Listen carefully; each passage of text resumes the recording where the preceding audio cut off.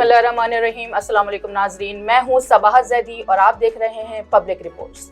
नाजरीन, गुज़िश्ता रोज़ कराची शहर में एक अफसोसनाक वाक़या पेश आया।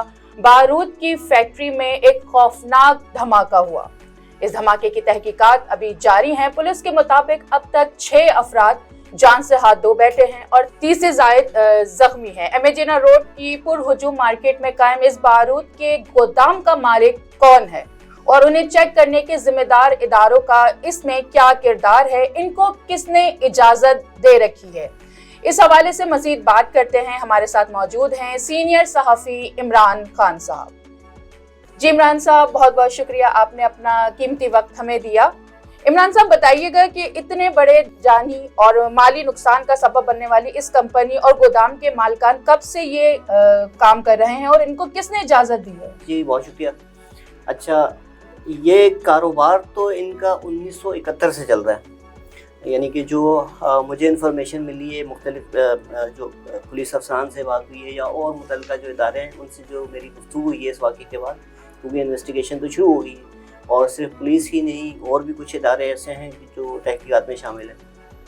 तो 1971 में इन्होंने ये NOC पहला लाइसेंस दिया था। ये 2 भाई हैं बेसिकली, एक का नाम हनीफ है और एक अयूब, यहीं के रहायशी हैं ये। और उसके बाद हर साल ये लाइसेंस इनका रिन्यू होता रहा है। तो जो आखिरी इन्होंने अपना लाइसेंस रिन्यू करवाया था वो 2024 में करवाया था। तो इस हिसाब से तकरीबन इन्हें कोई मेरे ख्याल में 50 साल के करीब तो हो गए हैं ये काम करते हुए।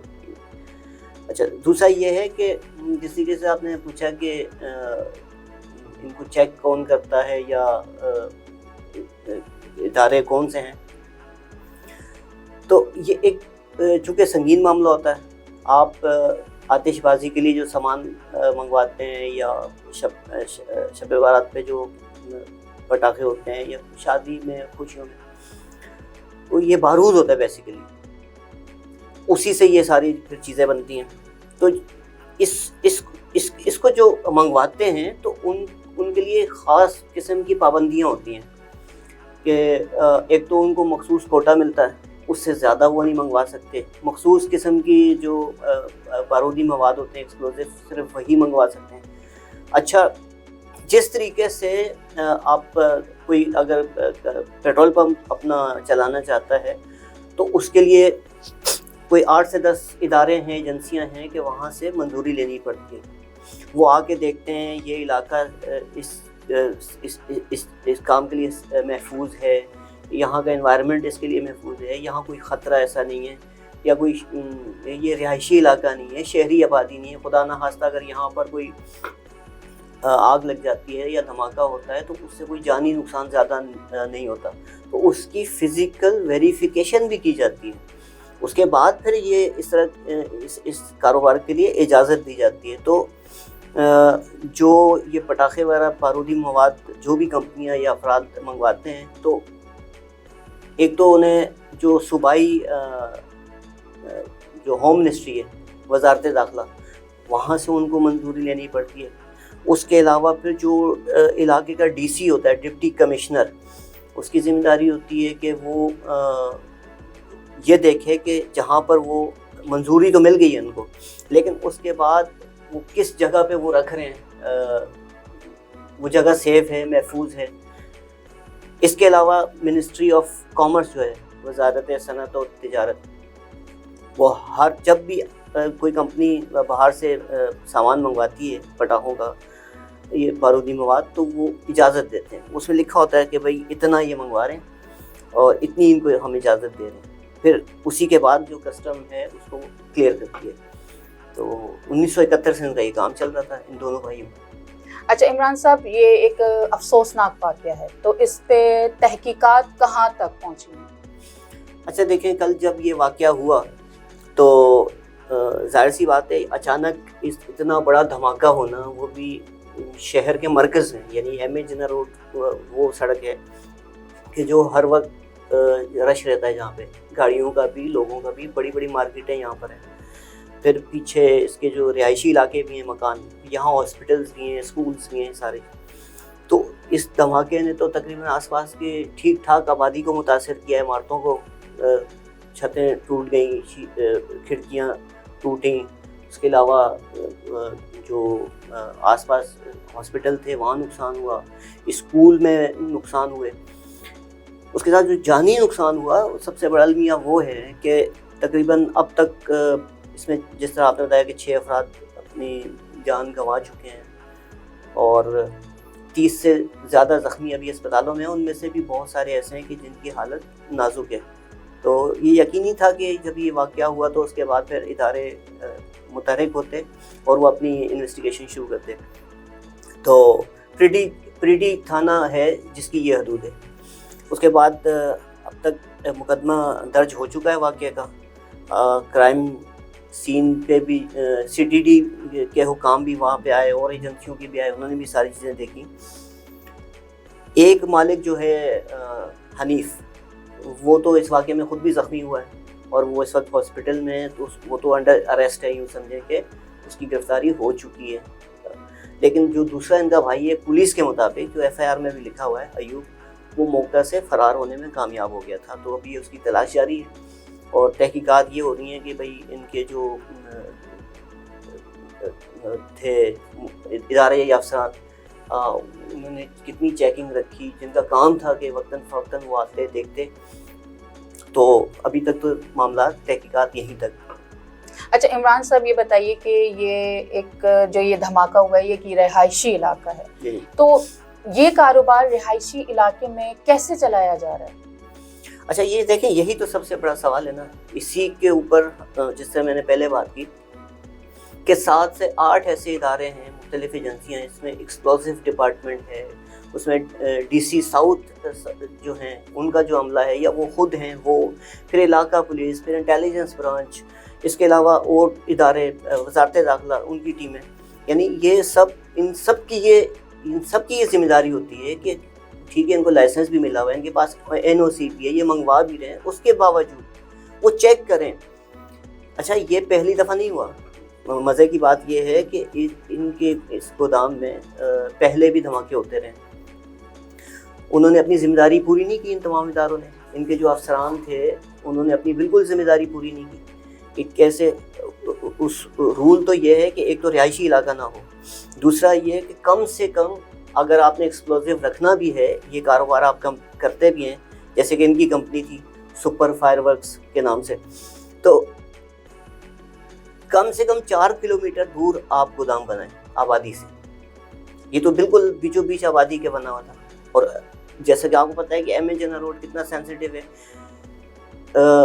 صرف چند روز قبل یہاں چہلم کا بھی جلوس گزرا.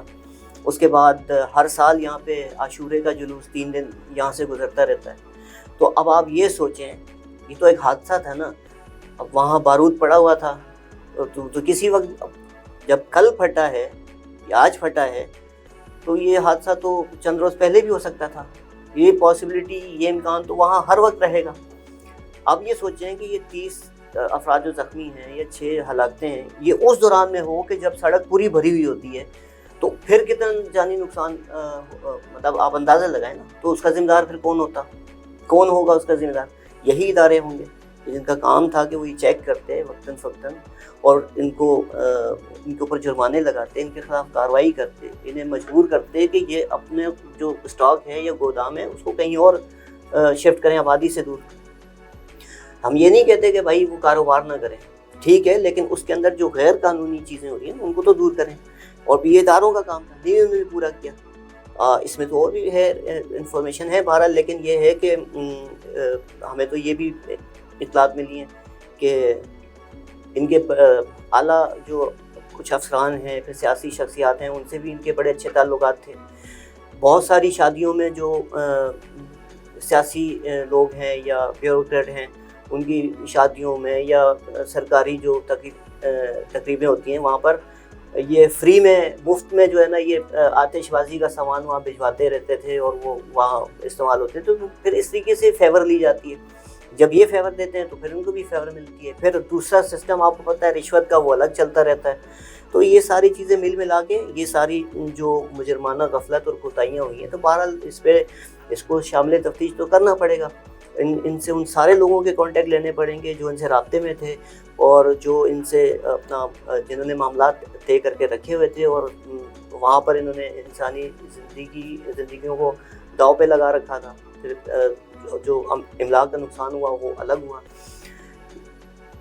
اب تقریباً میرے خیال میں کچھ عرصہ پہلے ان کو ایوارڈ دیا گیا کہ ایک پاکستان کے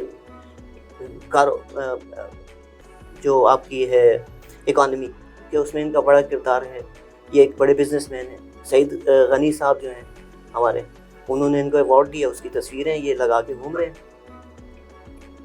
اچھا یہ بتائیں کہ ان کے کاروبار میں سامنے آنے والی غیر قانونی سرگرمیوں کو روکنے والے جو ذمہ دار ادارے ہیں اور جو افسران ہیں، کیا وہ بھی تحقیقات کی زد میں آئیں گے؟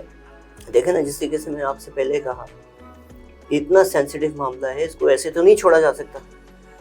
اب میرے پاس جو انفارمیشن ہے وہ تو یہ بھی ہے کہ جس وقت یہ دھماکہ ہونے کے فوراً بعد اتنی ساری وہاں پہ ایجنسیز پہنچی، افسران پہنچے، کاؤنٹر ٹیررزم ونگ والے بھی پہنچے، SIU والے پہنچے، علاقہ پولیس پہنچی، وہاں پہ اور افسران تھے، پھر اور جو ایجنسیاں ہیں ہماری وہ بھی. اس کے باوجود یہ پتہ چل رہا ہے کہ وہاں پر جو اسٹاک بچ گیا تھا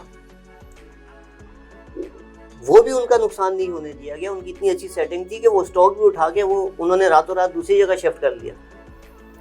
اور یہ کوئی تحقیقات میں دیکھیں کہ صرف آپ کے پاس لائسنس ہے، NOC ہے، سب کچھ آپ کے پاس موجود ہے، لیکن آپ شہری علاقے میں نہیں رکھ سکتے، یہ اللیگل ہے.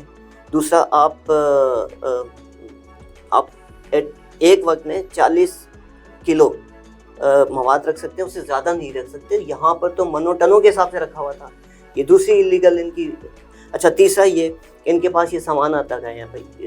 اب تحقیقات تو یہ بھی ہونی چاہیے کہ یہ ڈکلیئر کر کے لاتے تھے، کیونکہ مجھے جو اطلاعات ملی ہیں بہت سارا اسٹاک یہ NOC اگر انہیں ملتی تھی 1 ٹن کی، تو جو کاروبار اس طرح کا کرتے ہیں وہ دوسرے سامان میں کنٹینر میں ڈال کے 10 ٹن 12 ٹن بھی لے آتے ہیں.